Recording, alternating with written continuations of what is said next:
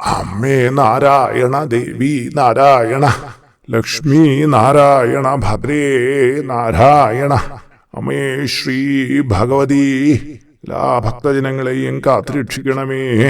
പ്രിയപ്പെട്ടവരെ, നമ്മുടെ വീട്ടിലെ അടുക്കളയില് യാതൊരു കാരണവശാലും ഈ 5 വസ്തുക്കള് വയ്ക്കരുതെന്നാണ് പ്രമാണം.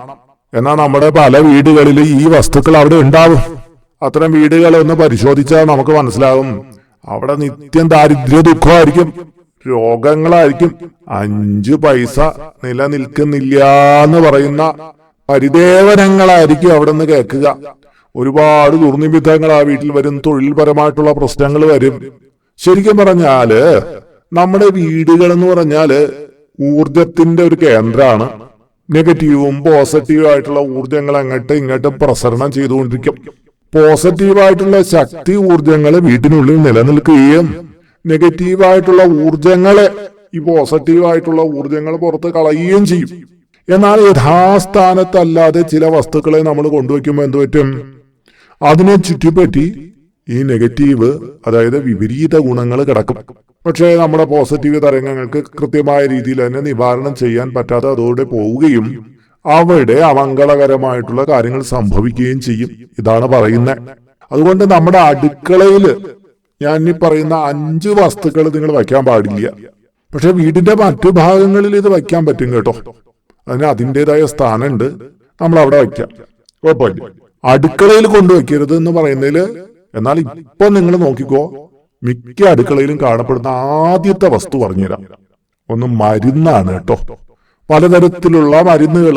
ഒന്നുമില്ലെങ്കിൽ വീട്ടിലൊരു മുത്തശ്ശി ഉണ്ടെങ്കിൽ അവരുടെ കൊട്ടൻ ചുക്കാതി തൈലമെങ്കിലും അടുക്കളയിൽ കൊണ്ടുവച്ചേക്കും, ഇല്ലേ? നോക്കൂ, പാരസെറ്റമോള് 4-5 സ്ട്രിപ്പ് അവിടെ കാണും, എന്തെങ്കിലും പെയിൻ കില്ലർ അവിടെ കാണും, കുട്ടികളെ മരുന്ന് കാണും, അങ്ങനെ പലതും കാണും. ചിലപ്പോൾ ഫ്രിഡ്ജിൽ സൂക്ഷിക്കേണ്ടുന്ന 1-2 മരുന്ന് നമുക്ക് അടുക്കളയിലാണ് ഫ്രിഡ്ജ് ഉണ്ടെങ്കിൽ വച്ചു, അത് കുഴപ്പമില്ല. അതിന് ആ ഫ്രിഡ്ജ് എന്ന് പറയുന്ന പ്രത്യേക സ്ഥാനമായിട്ടാണ് കൽപ്പന.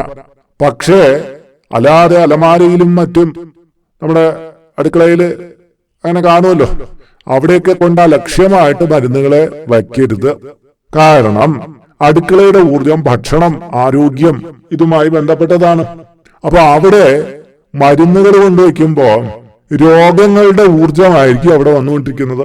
എത്ര നല്ല ഭക്ഷണം കഴിച്ചു കഴിഞ്ഞാലും രോഗപരമായിട്ടുള്ള വിപരീത ഊർജങ്ങൾ വന്നിട്ട് ആ വീട്ടിലുള്ളവർക്ക് എല്ലാവർക്കും അസുഖങ്ങളും സാമ്പത്തിക ക്ലേശങ്ങളും വർദ്ധിച്ചുകൊണ്ടിരിക്കും.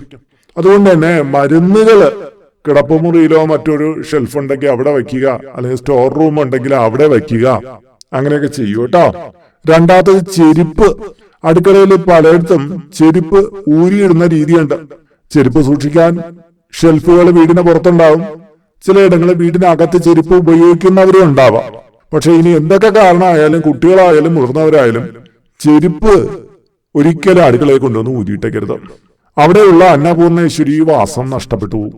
അവിടെ പിന്നെ അമംഗളങ്ങളായിരിക്കും സംഭവിക്കുക. ധനപരമായിട്ട് ഒട്ടേറെ ക്ലേശം ഉണ്ടായി വരും. ഒരു കാരണവശാലും അടുക്കളയിൽ ചെരുപ്പ്, സോക്സ് ഇവയൊന്നും കൊണ്ടിടരുത്. മൂന്നാമത്തെ, വിഷകരമായ വസ്തുക്കൾ.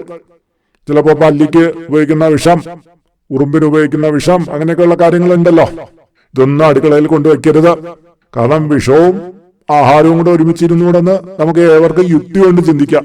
മാത്രമല്ല വിപരീതമായിട്ടുള്ള ഗുണങ്ങളെ ആകർഷിക്കുന്നതിന് കാരണമാവും.